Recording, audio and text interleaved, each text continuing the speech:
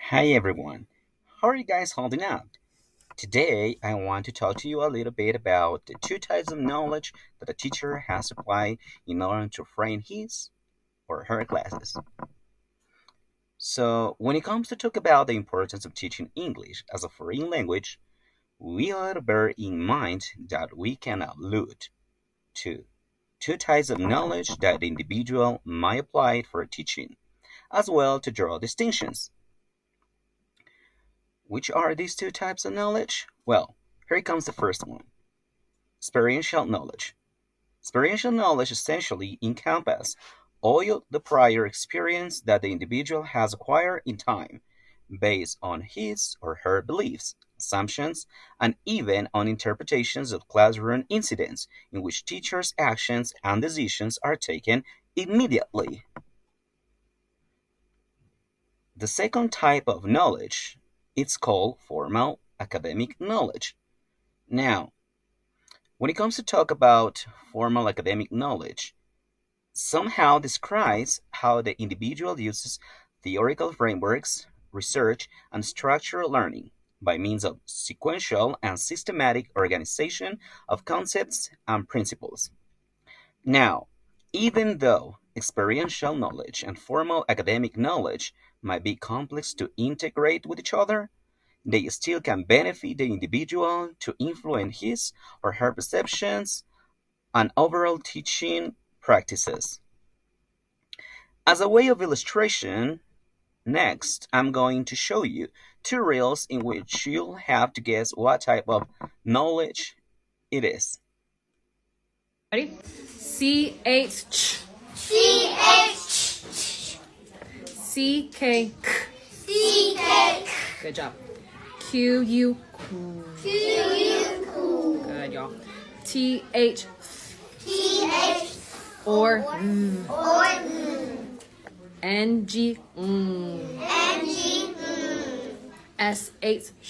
S-H. P-H. P-H.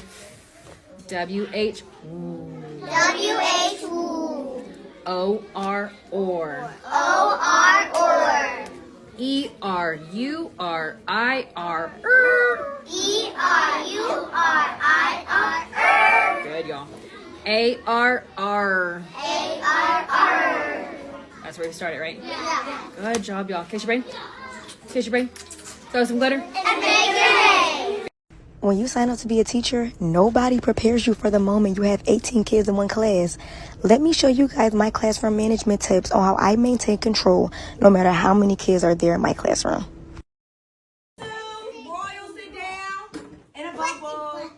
Immediately, we're setting the standard. We're giving directions and we're waiting for any distractions to die down before we begin instructions.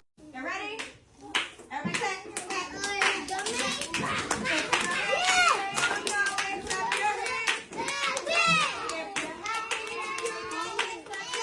Right here, I'm thrown. We have kids running. I said, clap your hands. Why are y'all up? Why are we dancing? What are we doing? But I'm not going to say anything yet. And boom, right here, I'm using instruction and playfulness to maintain control of the classroom. As you see, I am repeating the instruction. I am not moving on until every kid is following the direction and the classroom is back in a manageable state.